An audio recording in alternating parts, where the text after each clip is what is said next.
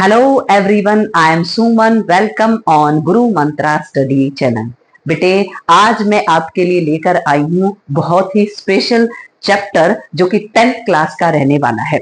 इसमें ये जो सबसे मुश्किल माना जाने वाला जो चैप्टर है, the rise of nationalism in Europe, यानी कि यूरोप में किस तरीके से राष्ट्रवाद आता है। अब राष्ट्रवाद या नेशनलिज्म होता क्या है, यानी कि आप कहीं पर भी जाते हो, जैसे आप अमेरिका में घूमने गए और आपसे कोई ये पूछता है कि आप कहाँ से आए हो, तो आप एक कॉमन आइडेंटिटी बताते हो अपने देश की कि मैं भारत से आया हूं।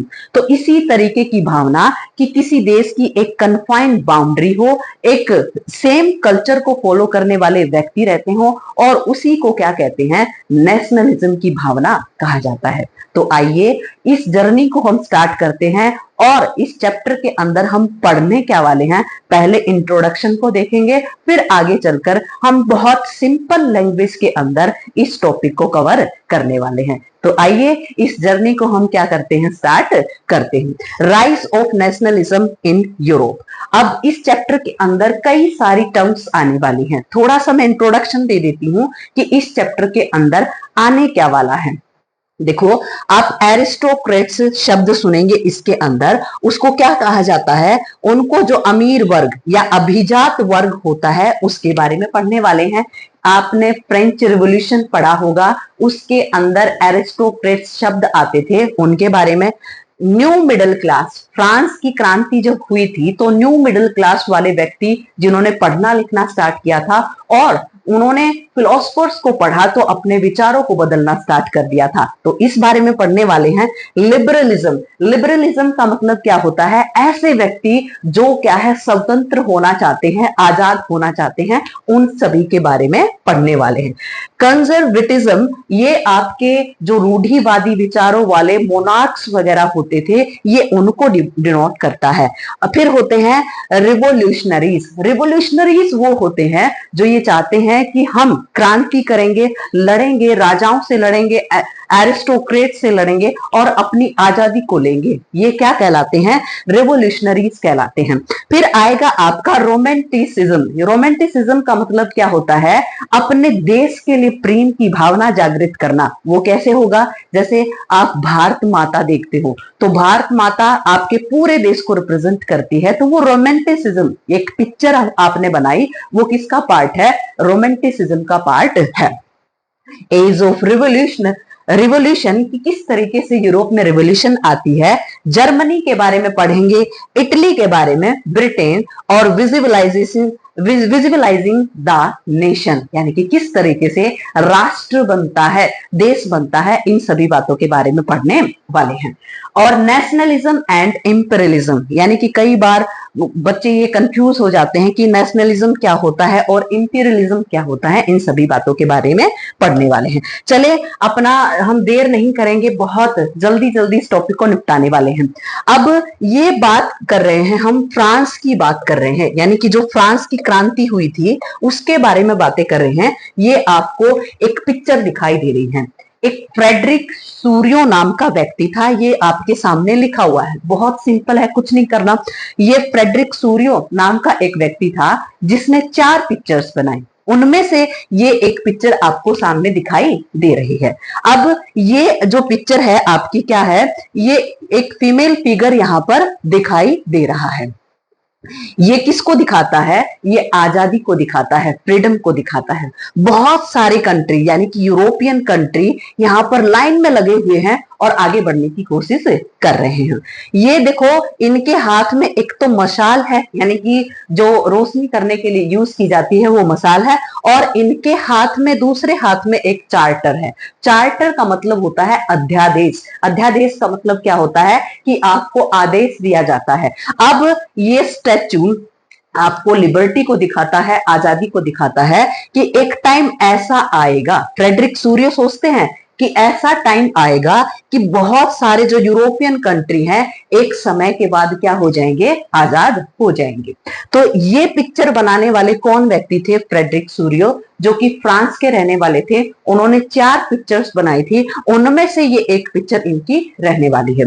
यानी कि इसमें दिखाया गया है कुछ देश तो पहले ही आजाद हो गए हैं और कुछ देश क्या है, आजाद होने की तरफ बढ़ रहे हैं। इस पिक्चर के अंदर एक और आपको स्पेशल चीज दिखाई दे रही है। यहां पर कुछ रिमेन्स पड़े हुए हैं। रिमेन्स का मतलब बचा कुचा हिस्सा पड़ा हुआ है। ये किसको दिखाता है? ये दिखाता है कि जो मोनार्की है अब उसका रूल अब खत्म हो गया है और देश अब नेशन स्टेट बनने वाले हैं, स्वतंत्र राज्य बनने वाले हैं। तो ये राजाओं के मुकुट हैं या उनके पहनावे की जो चीजें हैं वो सामने बिखरी हुई हैं। तो ये फ्रेंच रिवॉल्यूशन से, ये फ्रांस से रिलेटेड ये व्यक्ति हैं फ्रेडरिक सूरियो, जिसने एक पिक्चर बनाई। उस पिक्चर में क्या है, ये दिखाया कि यूरोपियन कंट्री उसमें क्या हो रहे हैं, आजाद हो रहे हैं। इसी तरीके से जो इनके ये पूजा करते हैं, जिन भगवानों की पूजा करते हैं, जैसे जीसस क्राइस्ट को यहाँ पर दिखाया गया है, तो ये सबको आशीर्वाद देने का काम कर रहे हैं कि जाओ आप अपना क्या बनाओ, नेशन बनाओ। उम्मीद करती हूं ये आपको समझ में आ गया होगा। आगे देखें, first expression of nationalism, power to the people. अब देखो, फ्रेंच रिवॉल्यूशन हुई थी, यानी कि फ्रांस की जब क्रांति हुई थी तो पहली बार एक्सपीरियंस किया गया कि लोगों के पास क्या आ जाए, पावर आ जाए। पावर कैसे आई? अब देखो किस तरीके से, आपने 9th क्लास में चैप्टर को पढ़ा होगा कि लुईस 16 को उसकी पोस्ट से हटाया जाता है और अलग अलग एक्शंस लिए जाते हैं। लुईस 16 के बाद फिर आपका मैक्सिमिलियन रॉबर्सपियर वहां दिखाई देते हैं आपको फ्रेंच रिवॉल्यूशन के अंदर। फिर नेपोलियन की एंट्री होती है, यानी कि नेपोलियन हीरो बनकर आते हैं।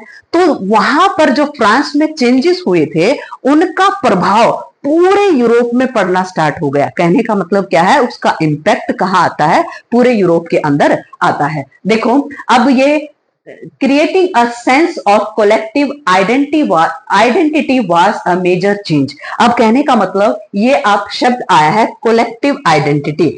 अब धीरे धीरे लोगों को समझ में आने लग गया था कि हमारी एक कॉमन पहचान होनी चाहिए। जैसे कलेक्टिव आइडेंटिटी का मतलब होता है हमारी सबकी एक जैसी पहचान होनी चाहिए। जैसे फ्रांस के अंदर या अदर कंट्रीज में कई बार ऐसा होता था कि वो अपने आप को एक्सप्रेस करने के लिए अलग अलग शब्दों का इस्तेमाल करते थे। आप भारत से हो तो भारत ही कहोगे। तो इसी तरीके से ये कहा है कि जो फ्रांस के अंदर जब क्रांति आई तो लोगों ने अपनी एक सामूहिक पहचान बतानी स्टार्ट कर दी। पहचान का मतलब क्या होता है कि हम ये यहाँ फ्रांस की तरफ से बातें हो रही हैं, तो हम फ्रेंच कम्युनिटी हैं। अब देखिए, आइडिया ऑफ ला पैट्री एंड ला सिटियोन, यानी कि इस तरीके से जो देश की सबसे बड़ी पावर कौन होती है, देश की जनता होती है। ऐसे शब्दों का इस्तेमाल कहां पर किया जाने लग गया, फ्रांस के अंदर किया जाने लग गया। और फ्रांस के अंदर कितने कलर का एक ट्राई कलर फ्लैग बनाया गया, यानी कि 3 रंगों का एक फ्लैग बनाया गया जो कि रिप्रेजेंट करता है वहां की आजादी को। उम्मीद करती हूं आपको समझ में आ गया होगा। Election of state general assembly, अब नेशनल असेंबली बनाई गई और जिसमें अब आगे चलकर क्या होने वाले हैं, इलेक्शंस होने वाले हैं। अब देखें, new hymns and the odes. Hymns भजन वगैरह, यानी कि अपने देश को बहुत सुंदर दिखाने के लिए, अपने देश की पुरानी पहचान को दिखाने के लिए अलग अलग भजन या फिर क्या है, अलग अलग कस्में उठाई गई कि अब हम अपने देश को क्या करने वाले हैं, बिल्कुल आजाद करने वाले हैं। Centralize the administrative system was introduced. जब नेपोलियन आते हैं तो जो प्रशासन होता है, यानी कि सरकार होती है, किस तरीके से काम करती है, उसको भी बहुत बेहतरीन बनाया जाता है। आगे देखें, internal custom duties and dues were the abolished. अब ध्यान से सुनना कि फ्रांस के अंदर अलग अलग ये जगह बटी हुई थी, तो वहां पर बहुत सारे टैक्सेस लगाए जाते थे और वो टैक्स 5% का रहता था। तो ये कह रहे हैं कि अलग अलग जगह पर जाने के लिए फ्रांस के अंदर ही बहुत सारे क्या लगाए जाते थे, ड्यूज का मतलब क्या होता है, टैक्स लगाए जाते थे। उनको क्या कर दिया गया, कम कर दिया गया। अब देखें, uniform system of weight and measurement. और पूरे देश में अगर आप कहीं पर भी जाएं, आप कहीं पर भी जाएं तो जैसे मीटर में किसी चीज को नापते हैं, कपड़े को नापते हैं, या फिर वजन में देखते हो, तो आप पूरे देख पाते हो कि इंडिया के अंदर सेम वेट और मेजरमेंट वाला सिस्टम लागू कर रखा है। लेकिन ऐसा फ्रांस के अंदर नहीं था। कोई मीटर को कितना बताता, कोई कितना बताता, तो जिसके कारण बहुत ज्यादा कंफ्यूजन रहती थी। तो ये बहुत चेंज देखने को मिले, कहाँ देखने को मिले, फ्रांस के अंदर देखने को। French become the common national language, और जो फ्रेंच भाषा है उसको क्या बना दिया, नेशनल लैंग्वेज बना दिया गया। अब देखें, यूरोप के अंदर एक बहुत सुंदर देश जिसका नाम क्या है, फ्रांस, फ्रांस की राजधानी पेरिस, उसमें इस तरीके से क्या किए गए, बदलाव किए गए। Image on Europe and role of the Napoleon, success या फेलियर। अब ये कह रहे हैं कि किस तरीके से नेपोलियन का रोल फ्रांस के अंदर आता है और क्या वो कामयाब हो पाते हैं अपने काम में। अब देखें क्या, नेपोलियन कोड, यानी कि एक जो आपके नेपोलियन है वो क्या लेकर आते हैं, एक नेपोलियन कोड लेकर आते हैं। उस कोड के अंदर क्या होते हैं, बहुत सारे सुधार होते हैं। क्या होते हैं, सुधार। सुधार का मतलब मैं अब फ्रांस के अंदर क्या करने वाला हूं, सुधार करने वाला हूं। आपका क्वेश्चन बिल्कुल ऐसे आ जाएगा, what do you understand by the Napoleon code. अब देखो क्या है, did away with the privilege based on the birth. अब इन्होंने कहा कि अब जन्म के आधार पर कोई राजा नहीं बनेगा, अपनी पावर के आधार पर क्या बनेंगे, राजा बनेंगे। तो इस तरह की स्टेटमेंट इन्होंने दे। Equality before the law and secure the right to property, और ये कहा कि अब ऐसे नियम कानून बना दिए जाएंगे, कॉन्स्टिट्यूशन लिख दिया जाएगा, और उसी के अकॉर्डिंग, यानी कि लॉ के अकॉर्डिंग क्या चलेगा, देश चलेगा। और ऐसे ही राइट होंगे, प्रॉपर्टी के राइट, अगर जिसमें जितनी कैपेबिलिटी है वो अपनी प्रॉपर्टी क्या कर सकते हैं, सिक्योर कर सकते हैं।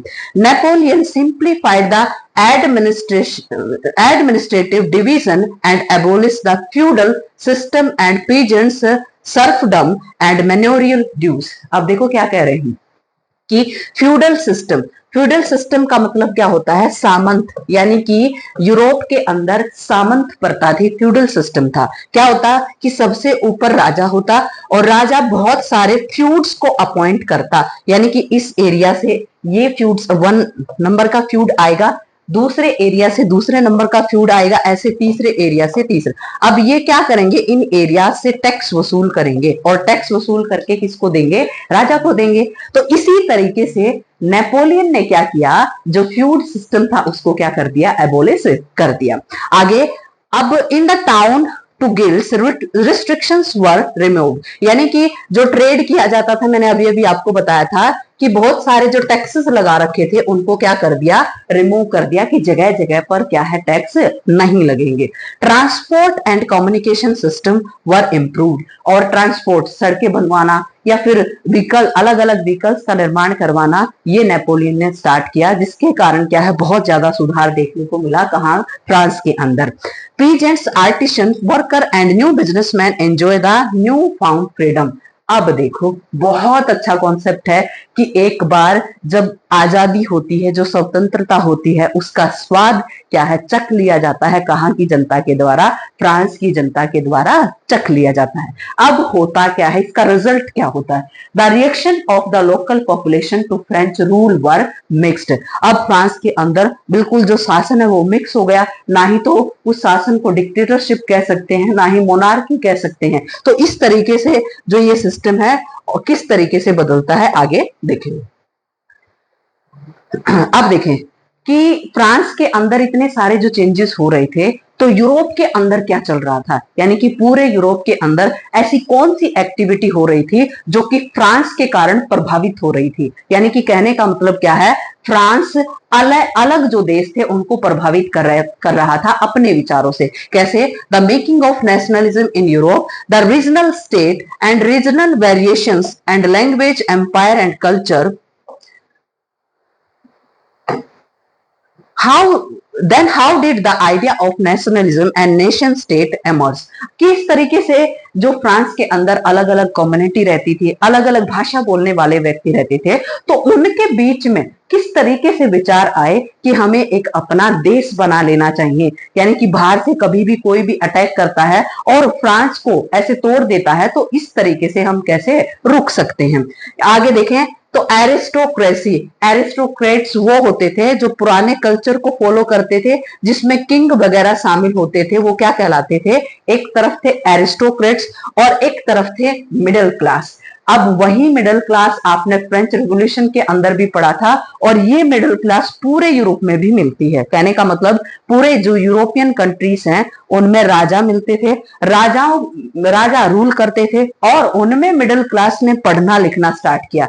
अलग अलग आइडियोलॉजीज आई। कहने का मतलब क्या है, अलग अलग विचार पनपने लग गए। बड़े बड़े जो फिलोसफर्स हैं, या Jean Jacques Rousseau, John Locke, Montesquieu, इस तरह के जो फिलोसफर्स हैं उनकी किताबों को पढ़ना स्टार्ट किया।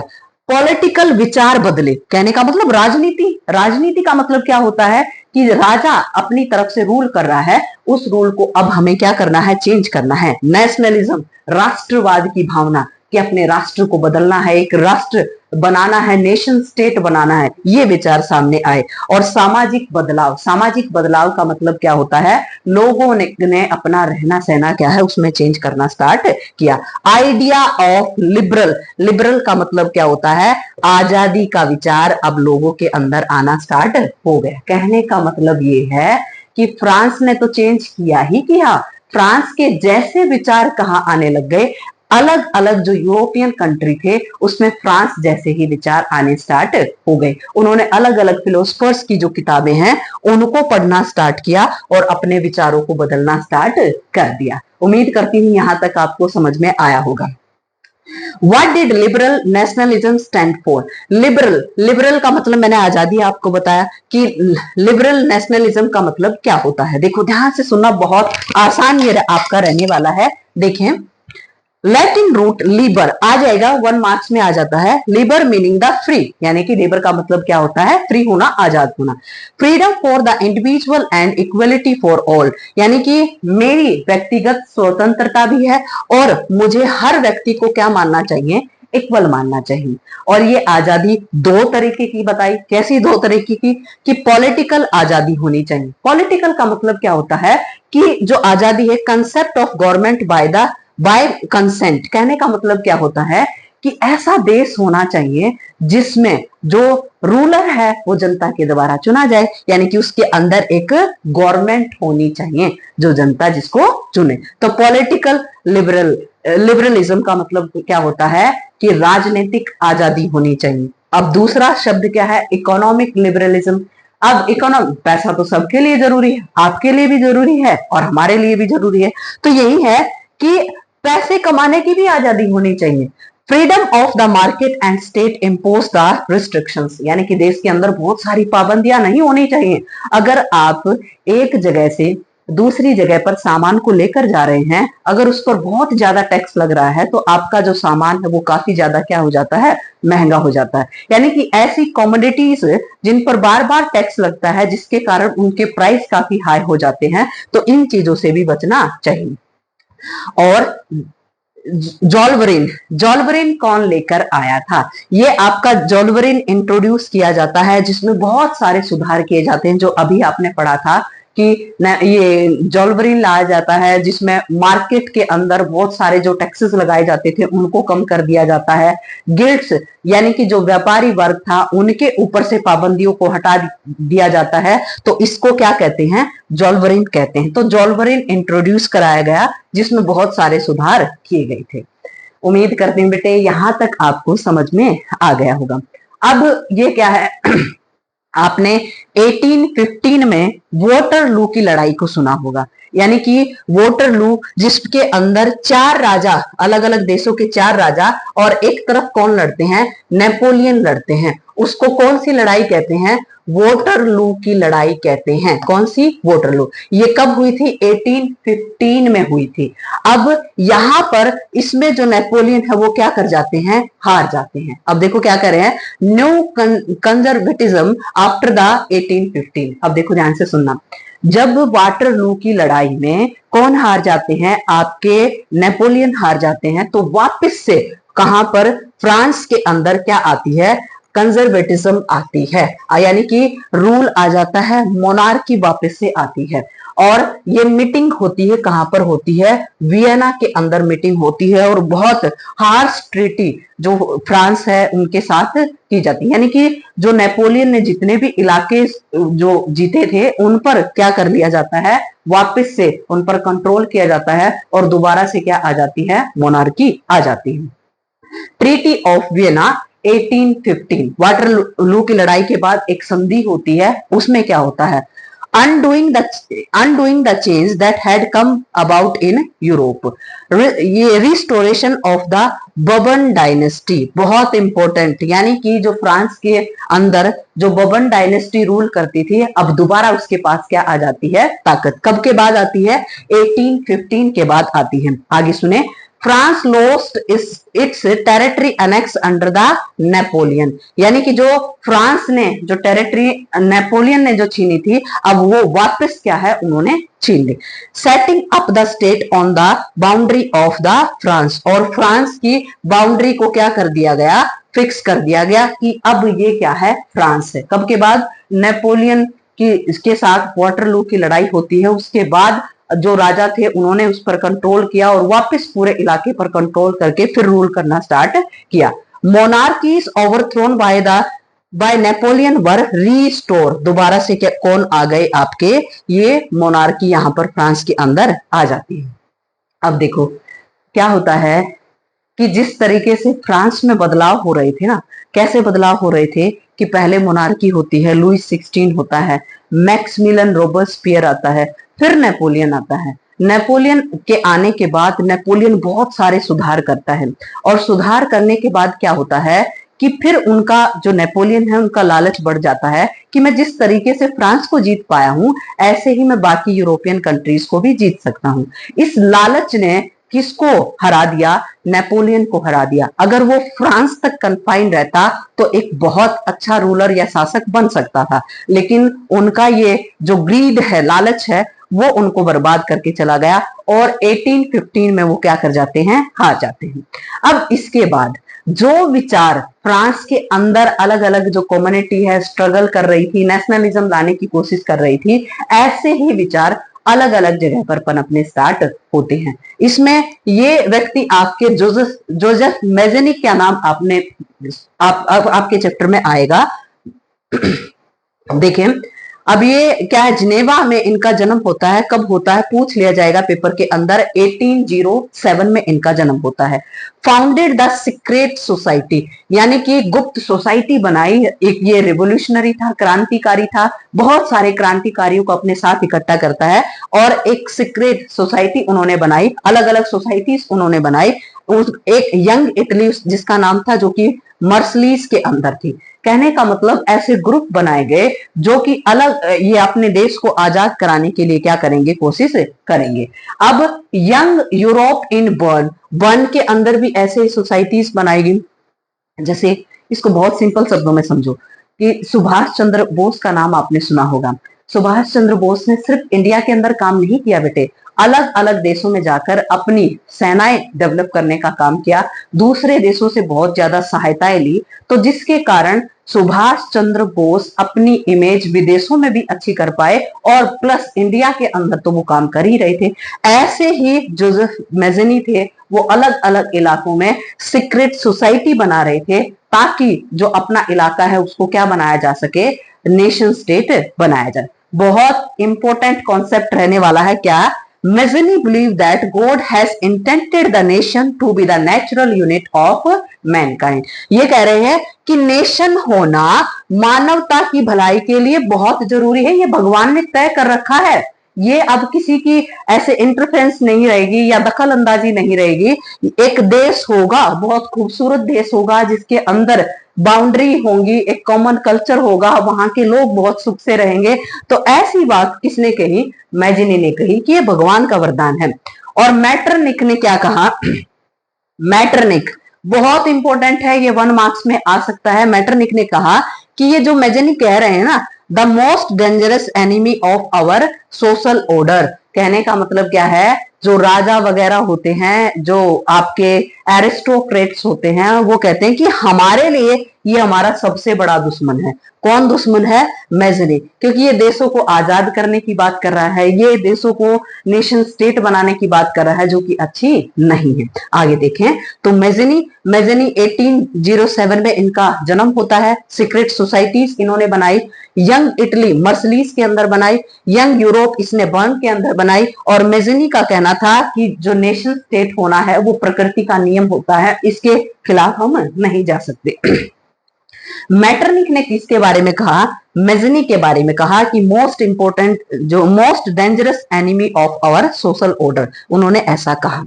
अब आगे देखिए, बहुत अच्छा सफर उम्मीद करती हूँ चल रहा होगा, आपको बहुत अच्छे तरीके से समझ में आ रहा होगा, क्योंकि ये जो अगर आप बुक खोलकर देखेंगे ना तो फिर आपको सारी बातें क्लियर होंगी कि सच में ऐसे इस तरीके से लिखी हुई है ये बातें।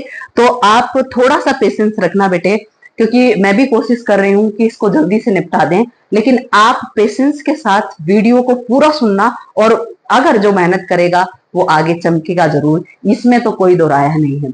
अगर आप इतना पेशेंस रखेंगे, पूरी वीडियो को देखेंगे, तो फिर आपको ये पता लगेगा कि जो यूरोप में नेशनलिज्म था वो किस तरीके से आया। अगर आप इस वीडियो को ऐसे ही आधा अधूरा छोड़ोगे तो आपको कॉन्सेप्ट क्लियर नहीं हो पाएंगे। आप पूरी वीडियो को देखना, फिर आपको पूरा जो एक स्ट्रक्चर है वो बनकर आपके सामने आएगा कि किस तरीके से यूरोप में नेशनलिज्म आता है। तो आइए आगे देखें। अब ये टाइम है 1830s और 40s के बीच का टाइम है, यानी कि 1830 से लेकर 1840 तक का जो टाइम है वो किस तरीके से आपका रहने वाला है।